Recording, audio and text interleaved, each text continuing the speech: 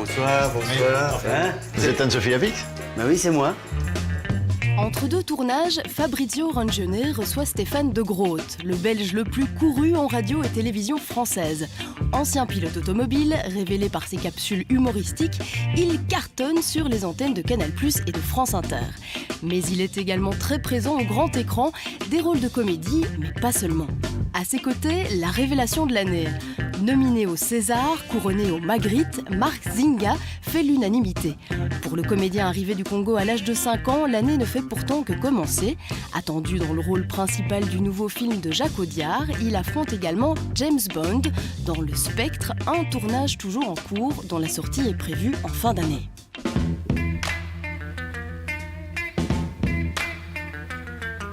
Bienvenue dans Home Cinéma, Stéphane de Groot, Marc Zinga. Merci de nous recevoir. Donc Stéphane, le public te connaît, on ne te présente plus. Tu as commencé avec Faux Contact, homme de théâtre, homme de télé, homme de radio, homme de cinéma. Homme tout court. Homme tout court, oui. Quoi. Et alors, d'ailleurs, c'est quelque chose qui est assez commun avec Marc, c'est que vous êtes tous les deux. C'est que vous êtes un homme, donc t'es un homme aussi. Et c'est pour ça qu'on est là. Ah oui. Et donc c'est pour ça que C'est vous une êtes là. émission d'hommes, toi aussi. Voilà, c'est une émission d'hommes. Ouais, même si tout à tu es fait, tireuse tout à debout, fait. t'es un homme. Non, mais on peut dire que vous êtes tous les deux assez éclectiques parce que toi aussi, t'es un homme finalement de scène. T'as un groupe de musique, Peace Project, C'est vrai, ouais. pendant plusieurs années d'ailleurs. Dealer aussi. Ouais. Dealer, t'as été dealer. J'ai fait plus longtemps la musique longtemps, quand même. Non, j'ai fait plus de musique. Voilà, c'est ça. Voilà. Who's getting the metal from your run? We don't get the same exposure to the sun. More beats. La musique, j'ai laissé de côté, mais ouais. T'as laissé de côté complètement maintenant. Ouais. Alors, Tu chantais, oui, c'est vrai.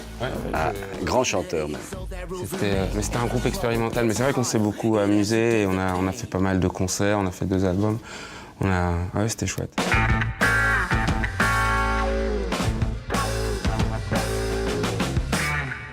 J'y réfléchis. Pour la retraite, il va falloir que je bosse jusqu'à 70 ans, avec 2 petits boulots minimum. Et après, il me reste quoi pour vieillir? C'est pas ton casier, ça. Non, parce que si on se pique des trucs entre nous, on est mort. Donc alors, ton actualité, c'est Jamais de la vie, c'est ça, de Ouais, Pierre Jolivet? Jamais la vie, avec Olivier Gourmet dans le rôle principal. Ouais, c'est... Et justement, alors, tourner avec Olivier Gourmet, le grand, je dirais, Olivier Gourmet, c'était comment? C'était génial, c'est vraiment un acteur magnifique, quoi. C'est un acteur évident, quoi. Bon, moi j'ai toujours peur la nuit. C'est quand je me réveille que je me dis c'est bon, je suis en vie. Tu bois. Comment ça? Tu veux dire un café ou... Non, je veux dire, tu bois de l'alcool. Je sens là. Ce qui est fort comme émotion, c'est celle qui se déclenche quand on se rend compte qu'il y a une vraie connexion dans le jeu. Qu'en fait, la qualité de notre partenaire la plus grande, c'est qu'il joue avec, quoi. Et qu'il porte toute sa densité, mais il l'offre, quoi. Et ça, c'est vraiment un bonheur, quoi. Avec Pierre Jolivet, ça s'est bien passé? Ouais, vraiment bien, parce que... d'ailleurs, il est à l'image de son film, là, en l'occurrence, pas dans le côté Je rappelle à ma dur. petite entreprise, aux téléspectateurs, Voilà. qu'un de ses films, je dirais, Ouais, le plus connu. Ouais. Pour lequel Berléand a eu le Molière du meilleur second rôle. Le César. Le César, tu veux dire? J'aimerais vraiment dire Molière. Mais c'est César, effectivement. Mais c'est César. Je vais aller voir les flics, on va les niquer, ces enculés. Pas les flics.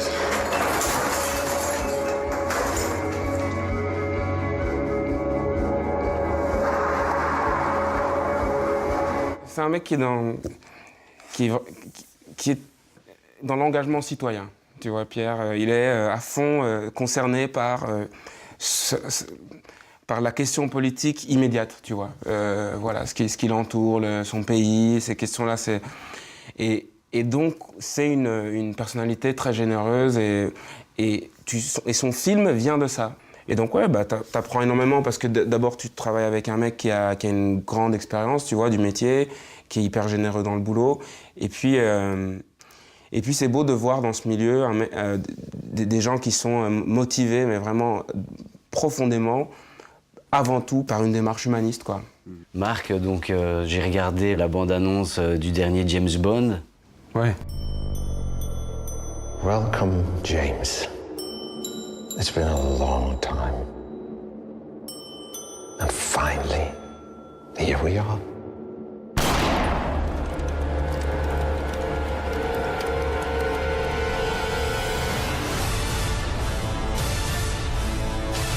Il faut savoir que Marc va tourner ou est en train de tourner dans le... J'ai tourné. Tu as tourné dans le dernier James Bond et donc on voit dans la bande-annonce à la fin une ombre comme ça, on voit un spectre. Alors c'est qui ce spectre? C'est toi ou... Moi, je suis sous contrat de confidentialité. Tu peux rien dire quoi. Si tu veux, je peux répondre oui à toutes les questions. Tu peux dire que tu as eu une aventure avec Léa Seydoux ou pas? Ça, tu peux... Mais ça, c'est Léa qui veut pas. Est-ce que tu peux dire avec Bellucci peut-être? Mais est-ce que tu peux quand même dire, tu peux quand même parler d'expérience, de la différence que c'est de tourner pour les Américains, pour les Européens? Please, Fabrizio, non. stop it. Nothing. Non, mais ce qui est clair, c'est ouais, t'es sur un autre type d'économie, quoi. C'est un déploiement de moyens impressionnant et c'est très pro et tout. Donc ouais, c'était hyper agréable, quoi. Mais malheureusement, ouais, je peux pas rentrer dans le détail. Tu vois, Stéphane, toi, t'as travaillé, par exemple, t'as fait 2 Astérix. Je veux dire... Je pouvais dire ce qui se passait sur le plateau. Ouais, toi, tu peux, de toute façon... Je peux dire ce qu'il y a dans la potion magique. Sur le plateau. Non, mais tu vois, moi... Je peux dire ce qu'il y a dedans. C'est trop grand, on va pas y arriver. Faut mettre un homme à chaque issue et aller chercher des rapports. Mais dis donc, c'est moi qui décide, hein? Bon, c'est un peu grand ici. On risque de pas y arriver. Alors toi et toi, surveillez les autres issues. Et toi, tu vas chercher des renforts. Ah, excellente idée. Non, mais ce qui m'intéresse, c'est vraiment l'expérience de travailler sur une grosse machine par rapport au fait d'être acteur, en fait. Est-ce qu'il y a une manière de travailler qui est différente? Ah oui. En fait, moi, paradoxalement, ça m'a pas plu plus que ça d'être sur Astérix. Parce que tu as 30 comédiens qui sont susceptibles d'être en haut de l'affiche, et donc tu te retrouves sur un tournage où c'est un peu la guerre d'ego. En tout cas, pour le premier, c'était comme ça. T'es pas là. Astérix, c'était celui avec aux Jeux Olympiques. Aux Jeux Olympiques. Tu vois, il y avait Schumacher, il y avait Jamel, il y avait Depardieu, il y avait Bellucci. Enfin, t'as l'impression d'être à la remise des Césars le matin à la réception de l'hôtel où tout le monde venait se faire embarquer pour arriver sur le plateau. Et donc, c'était pas très... Non, ça m'a pas plu. Ça m'a pas plus plu, que ça, non, quoi. non. Je sais pas, toi, effectivement, tu peux pas trop en parler, mais d'un premier abord comme ça, est-ce que ça deviendrait aussi ce genre de... Est-ce que c'est différent? En même temps, James Bond et Astérix, c'est pas pareil non plus. Ouais, mais ceci dit, je comprends complètement ce que tu veux dire. Je pense aussi, après je sais pas si c'est vraiment le cas, mais qu'il y a pas les mêmes mentalités de travail chez les anglo-saxons que chez les francophones. Chez les anglo-saxons, même les vedettes, les stars, elles sont tenues de ne pas faire n'importe quoi. C'est-à-dire, dès qu'il y en a une qui se la joue et qui joue la star, t'as un syndicat, t'as le producteur qui lui dit écoute, t'es gentil, mais tu respectes le régisseur numéro 22. Ouais. Et si tu déconnes, ben, on te vire, point, qui que tu sois. Ah ouais. Ils sont très respectueux d'une certaine hiérarchie et du respect des uns et des autres.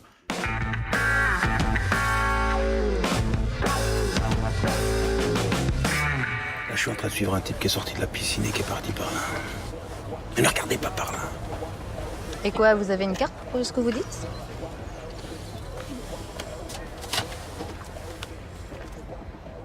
Paul Dance, détective privé. Paul est détective privé et célibataire. Dorothy, presque 16 ans, est une ado en pleine crise identitaire. Ce qui les relie est le fait que Paul sait qui est le père biologique de Dorothy. Devant la caméra de Savina Delicourt, emboulit la nerf son état de grâce face à la jeune bruxelloise Manon Capel, révélation du film. Pourquoi il n'y a pas de photo de moi, bébé?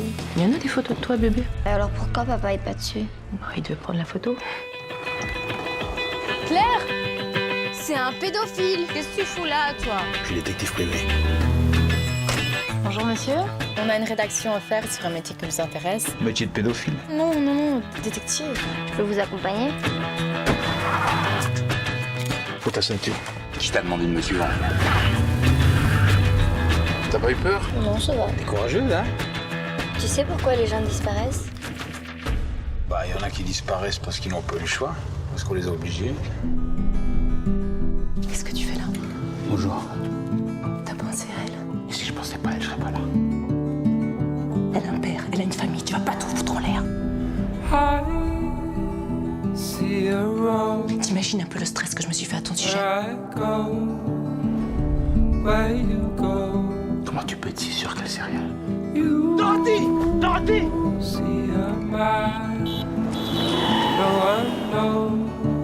T'as vraiment rien d'autre à foutre que de me regarder rentrer sortir de chez moi tout le temps, non? C'est tellement important pour elle de retrouver son père. Elle est pas bien avec sa famille, avec ses parents.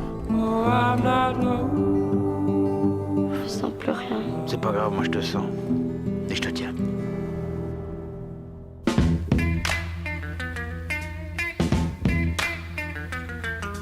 Mais ce qui est intéressant pour toi, c'est que finalement, tes origines t'ont rattrapé parce que t'as joué Mobutu dans Mr. Bob, t'as joué Lumumba. Ouais, au théâtre. C'est un peu comme si moi j'avais joué Garibaldi et Berlusconi. Soldats, vous venez d'Europe, d'Afrique et de régions congolaises autrefois sécessionnistes, mais vous avez fait le choix de vous rallier à l'armée nationale congolaise. Je vous en remercie. Malgré nos récentes victoires, une part forcément trop grande de la terre congolaise est encore aux mains des rebelles.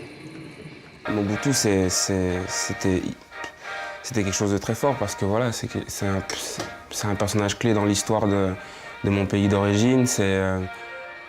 Au fur et à mesure, je me rendais compte qu'il y avait presque quelque chose d'une responsabilité. Enfin, tu vois, parce que pour un exemple, c'est que sur place, les figurants m'appelait maréchal en plateau comme hors plateau, quoi. Ah oui. Et après, il voulait prendre, ouais, tu vois, et il voulait prendre une photo avec le maréchal et tout ça. Et puis ça, c'était, il y avait cet aspect qui était plutôt marrant. Et puis il y avait des manifestations de, si tu veux, d'encouragement, mais d'émotion, tu vois, mais d'une sympathie qui voulait dire que eux se sentaient représentés aussi, quoi, tu vois.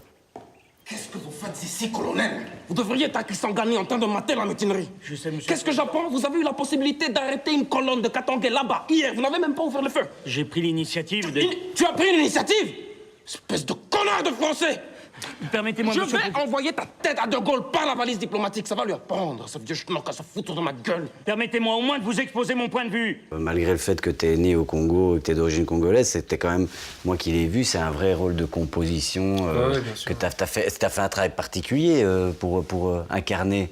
Parce que je te conseille de voir un jour, si t'as l'occasion, c'est assez extraordinaire ce qu'il a fait. Parce qu'on dirait vraiment le maréchal. Ah non, mais j'en doute pas. Mais d'ailleurs, pour rendre hommage à son travail, je sais pas si tu as vu Qu'Allah bénisse la France. Oui, bien sûr. Oui, donc le film d'Abdel Malik, où tu incarnes Abdel Malik lui-même. Ouais. Tu t'es choisi un prénom? Abdel Malik. T'es un acteur de composition, est-ce qu'on peut dire ça? Est-ce que tu fais un travail spécifique quand tu prépares un rôle? Est-ce que tu pourrais jouer François Mitterrand, par exemple? Voilà. Attends, faut que j'essaye. Ouais, c'est ça. Non, c'est toujours compliqué, je trouve, de parler de comment on fabrique les performances, mais ce que j'aime, c'est ce que j'aimais enfant, quoi. C'est l'amusement, quoi. Avant tout. Et c'est vraiment ça qui reste le moteur... Mais ce qui nous anime, tous. Tout le temps, quoi. Toi aussi, enfin nous. C'est ce que, voilà. Tu parlais tout à l'heure de comment composer avec tout ça. Jouer la comédie, il y a jouer. C'est ludique.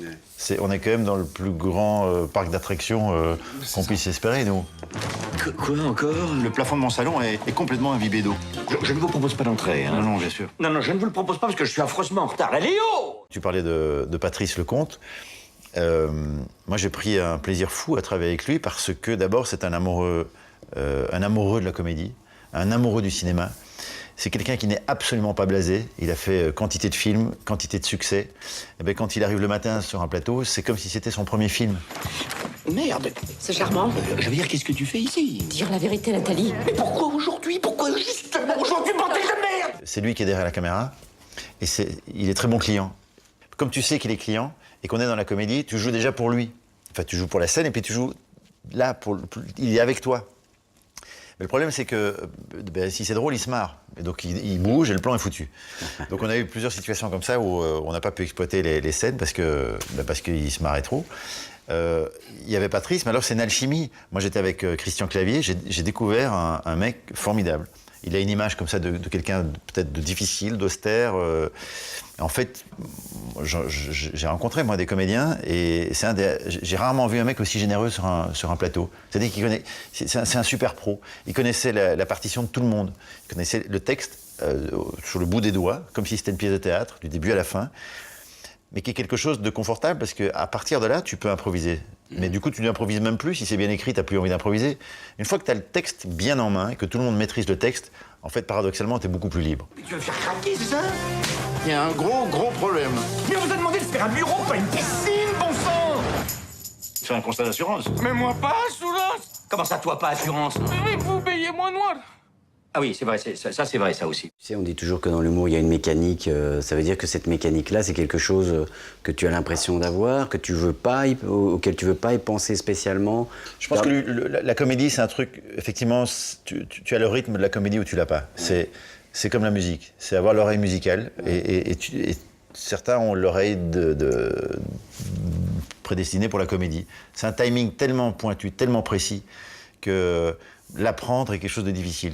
Tu as la chance de l'avoir ou pas. Est-ce que l'écriture t'aide à peaufiner cette mécanique, par exemple? Et inversement. Et inversement. Complètement. Ouais. Mais complètement. Mais pour moi, l'écriture, ce n'est que de la musique. Dans l'écriture, tu cherches une certaine mélodie. Ta mélodie, c'est peut-être pas mélodieux, mais en tout cas, tu cherches un son. Et tu es à la recherche de ce son en permanence. Pour peu que tu travailles vraiment l'écriture, c'est ce que tu recherches, c'est ça, c'est le son. Après, il y a le sens qui vient se greffer à ça. Mais tout ça pour dire que c'est un vrai travail.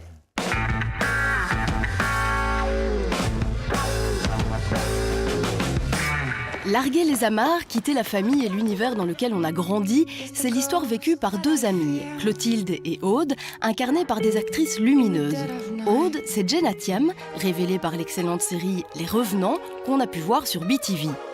L'année prochaine a décroché le zénith d'argent de la première œuvre au Festival des films du monde de Montréal. Tu fais un vœu? Ça y est. Ou des mois, on va à Paris. Mais c'est formidable. Tu te rends compte, c'est une nouvelle vie. Puis tu pars pas toute seule, il y a Clotilde. Mademoiselle a 18 ans, elle pense qu'à sa gueule. Si tu fais ça, tu ne me demandes plus rien. Ça va être super. Ah, je me sens trop bien. Vous n'êtes plus au lycée.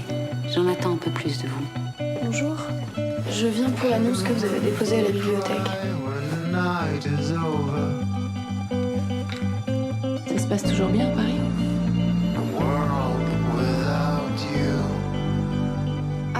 Si c'est trop compliqué de rester à Paris, on peut rentrer. Et en fait, je voudrais parler avec toi de deux films qui ont une thématique un peu commune. C'est le déracinement, c'est-à-dire le film d'Abdel Malik, et Les Rayures du Zèbre de Benoît Mariage. Dans Les Rayures du Zèbre, la thématique est plus présente que dans Qu'à la bénisse la France, comme sujet du film constitutif. Coach, qu'on me fait jouer? C'est qui ce con? Oh mais je ne le connais pas. Il n'est pas du quartier. Toi tu veux jouer? Avec ce genre de chaussures?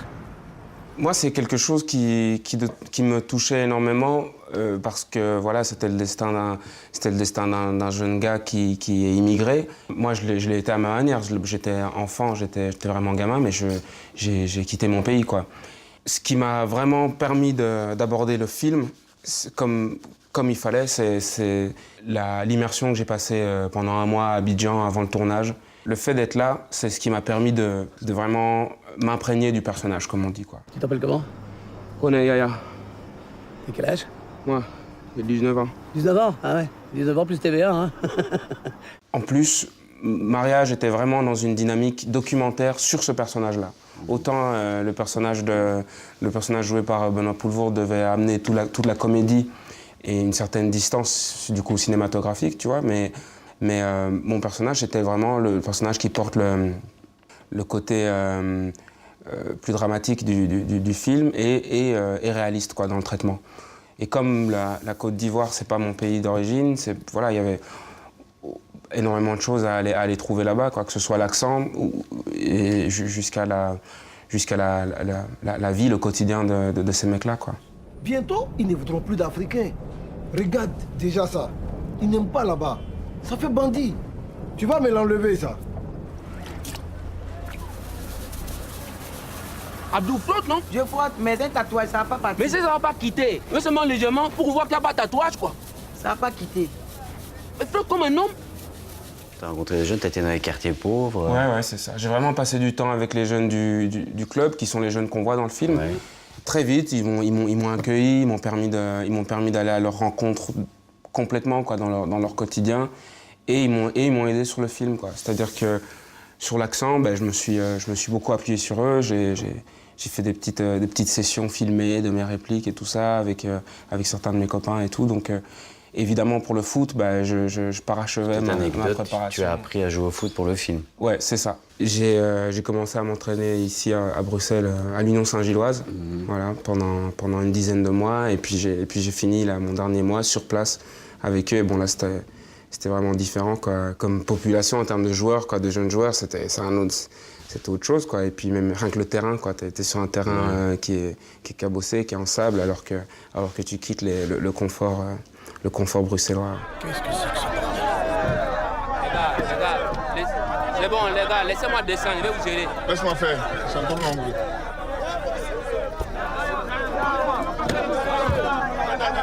Attendez.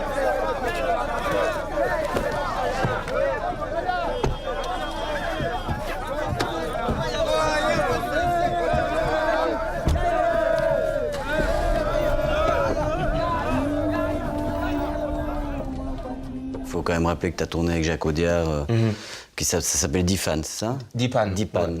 Est-ce que là, quand on t'a dit, voilà, je vais tourner avec Jacques Audiard, est-ce que là, t'as pas eu le trac, t'as pas eu peur? Il travaille dans une forme de chaos, je trouve. Et il y a quelque chose qui me fait penser à des metteurs en scène de théâtre que j'ai vu bosser, parce que comme il a beaucoup de confort de travail, il a du temps, il a des moyens, il a de l'argent pour tourner. Il peut vraiment chercher sur place les choses, et il est hyper surpris par ce qui lui arrive presque. Enfin, c'est quelque chose qui m'avait frappé dans sa manière de bosser. Il est surpris des acteurs, quoi. Il est surpris. Oui, mais de tout. Parce qu'il change beaucoup, il est très changeant dans sa perception des choses, il est vraiment à l'instinct tout le temps. Et en revanche, je crois qu'il a une vision très nette du dessin final.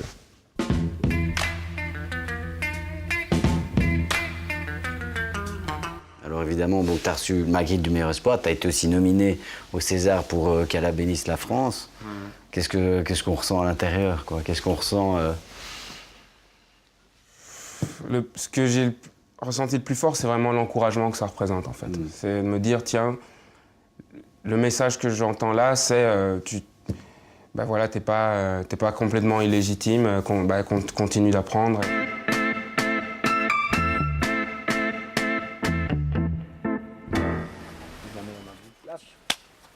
C'est clapé. Action. Vous allez me donner le code sinon? Be Lucky est un récit d'initiation, l'histoire de deux amis d'enfance, Lucas et Berthe, qui fouillent le cocon familial. Lucas, encore immature, va trouver en Berthe un grand frère qui va le mener au bord de la catastrophe. Leur fugue déterminera le reste de leur existence, chacun s'en sortant à sa manière. La liberté a un prix. Philippe de Pierrepont, après avoir été scénariste de bande dessinée et réalisateur de documentaires, signe son deuxième long métrage. Après, Elle ne pleure pas, elle chante. C'est l'histoire de Berthe et Lucas, l'histoire d'un passage à l'acte qui va déterminer le reste de leur existence. Ouais, c'est quand même Berthe qui dirige un peu le duo au début. Lucas, c'est un peu celui qui suit parce que c'est le plus jeune et tout ça. Mais il y a un changement dans le film, quoi. Un petit changement. Pour le personnage de Berthe, c'était quasiment clair depuis le début que ce serait Arthur, quoi. Il est ce personnage, il a une animalité, un instinct comme ça. Il me fait penser à Guillaume Depardieu ou à des gens comme ça. Vraiment, c'est un acteur instinctif qui a une charge corporelle incroyable. Et pour l'autre personnage, c'était plus délicat. Martin ne correspondait ni à l'un ni à l'autre. Et donc, il a fait d'abord des essais pour le personnage de Berthe, et ça n'allait pas. Et puis je me dis, bon allez, on va essayer pour le personnage de Lucas, on va voir. Je crois pas que ça ira non plus. Et il m'a bluffé. Et je lui ai dit non, je lui ai dit, je suis désolé, c'est formidable ce que tu as fait, mais t'es pas le personnage, quoi. Et donc il m'a dit non. Et puis au final, 2 semaines et demie plus tard, il m'a rappelé pour me dire qu'il avait réfléchi et il me donnait le rôle de Lucas et qu'il avait fait quelques changements. J'ai fait une relecture du scénario en pensant à lui, en train de jouer les scènes. Et là où ça ne marchait pas, j'ai réécrit pour lui. Au tout début, je disais en frimant à mort, je veux le Robert De Niro et le Al Pacino jeunes, tu vois, quand ils avaient 18 ans, belges de cette génération. Eh ben, je ne suis pas loin de penser que je les ai trouvés. De Niro, c'est quand Ouais, même un De tueur, Niro, quoi. c'est un boss, quoi. Rien à Pour dire. moi, De Niro, il est au-dessus d'Al Pacino déjà. Après, Al Pacino est pas mal non plus. quoi. Non, ouais, c'est clair, mais De Niro, il est vraiment très très fort.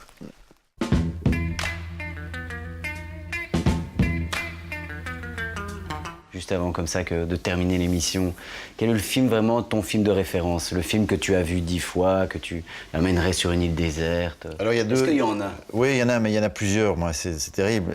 Dans des genres différents. Alors, il y en a un comme ça qui me vient. C'était Midnight Express. Parce qu'il y avait une musique de dingue. T'es en tôle avec le mec. Tu te fais arrêter en même temps que le mec. Et puis sinon, moi, quand j'étais petit, si j'ai eu envie de faire rire, c'est parce que je regardais De Funès. Donc la Grande Vadrouille, ça reste pour moi un truc qui a marqué mon parcours. Et puis après, les comédies à l'anglaise, les Monty Python, cet esprit second degré, cet esprit complètement barré, et avec une formidable liberté en fait dans le ton.